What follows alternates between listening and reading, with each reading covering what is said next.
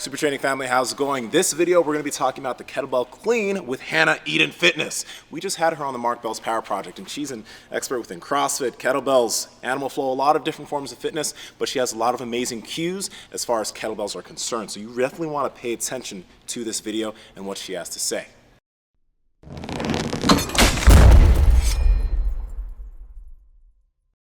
Kettlebell cleans. All right. There's a difference between a kettlebell clean and a snatch. We'll get into the snatch in the next video. But a clean is getting the weight from underneath you into your front rack position. Now there's multiple ways of doing this, and the old Instagram fitness police, I know how you guys go. There's no right or wrong way, they're just different, okay? And terminology, this is what we call it in our world, maybe you call it something different. But if we have a standing clean and we call it a swing clean, which pretty much determines what way the kettlebell is going to be moving. So since we went over the kettlebell swing, where there's the hinge in the hips, we'll start there, and then I'll show you the straight kettlebell, which is almost a squat, which goes against everything that we said in the swing, okay? So from the side, just so you can see right here, the setup would be the exact same that it is to the kettlebell. So let's see if we got this straight and everyone's been doing their homework. What do you think? So we've got 90, 90, 90, 90. Cool. Now from here, soften the knees. What do? Karate-ah. Karate chop the hips behind us. I actually hit my dick. Don't hit your dick, all right? That's not good. From here, feet are flat on the floor, knees are on top of my ankles-ish. I just want to make sure that I have this V and this hinge in my hips. Again, I can't reach the bell, so what am I going to do? Bend my knees, tilt the kettlebell towards you, and then imagine you're snapping it with two, but so you can lock in your lat right here. Now, kettlebell clean, we're going to hike it to the top part of the triangle, just like we did in the swing. However, the swing itself, I'll just show you, will be coming in and out, right? Where my elbow leaves my body. I want to start the movement in the same exact way. So I'm going to receive it. This is my power position. I'm going to thrust my hips with as much power as I can, but rather than letting my arm float away from me, I'm going to redirect the momentum of the kettlebell. So I'm going to keep my elbow close to my rib cage, almost go for a high pull. Now, where we felt that float on the swing out front, we should feel the float when the kettlebell's around your belly button height. Once the belly button height is there, I also want it close to my body. I have a really weird brain, so I'm going to just try and see if this translates to you. You know a bowl? Okay. You know a bowl, right? Yeah. Maybe there's ice cream in that bowl, maybe there's soup in that bowl, I don't know. You said bowl, not ball. I was like, It's bowl. that weird accent, that speech impediment going on here. So that bowl, I want you to imagine getting your palm and scraping your wrist around the edge of the bowl and then receiving it in a circular spiral motion, right? So because if people don't do that, they pull too soon and that shit slaps on the back of the forearm and it hurts.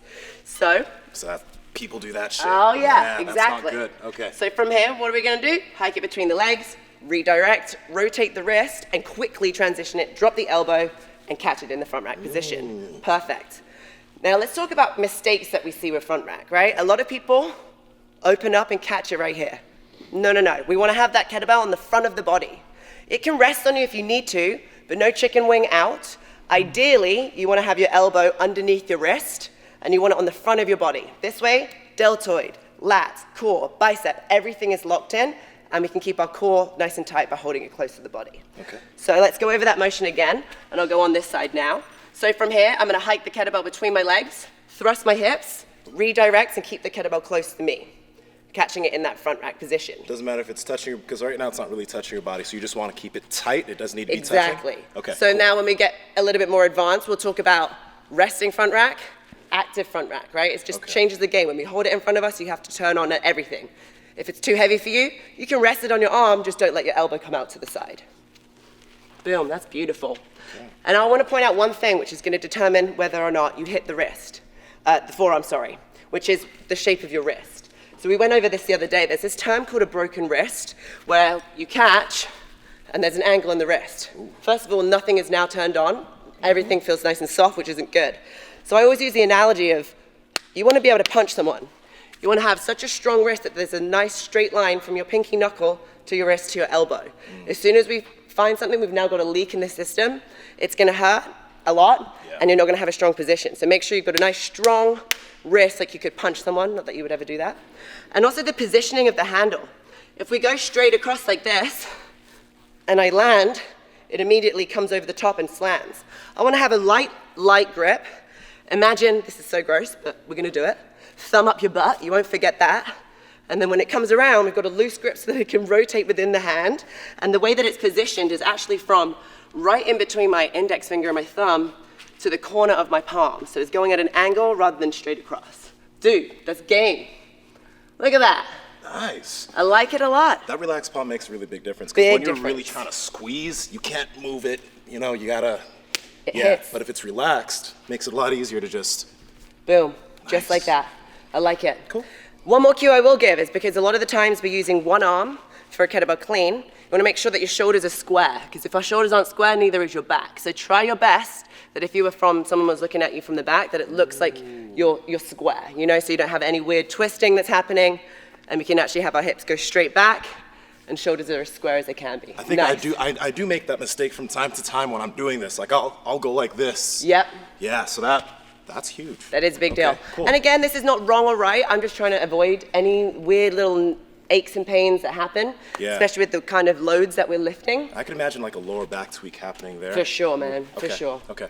So then there's something called a standing clean. So what we just saw was our hips hinging back and forth.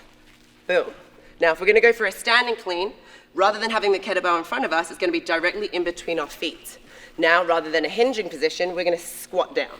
Oh, really? Oh yeah.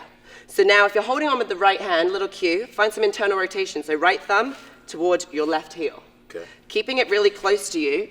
If I had a shirt on like I do, I want to see the logo on the shirt. Driving through the heels, you're going to stand up as hard as you can, and then we're going to do that same idea with the belly button and the ball once we get to that front rack. Yep. So straight down, straight up, straight down, straight up. Cool. Now this is, for me, requires a lot more strict strength. Wow.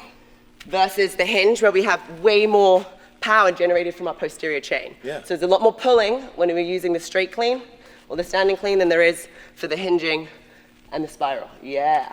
Cool. I like it. And stay tuned because this variation is going to lead us into the snatch. All right, Hannah, where can people find you? And thank you. You can find me at HannahEden_fitness. It's EDEN and a palindrome with an H in the end, or HannahEdenFitness.com. It is a palindrome. Oh, that's sick. That's cool, huh? Sick. Okay. Well, guys, hope you enjoyed this video. Kettlebell snatch video is coming next, and hope you guys saw the kettlebell swing video. This is Nsima Inyang from the Super Training Trend. Strength is never weakness. Weakness is never a strength. Catch y'all later.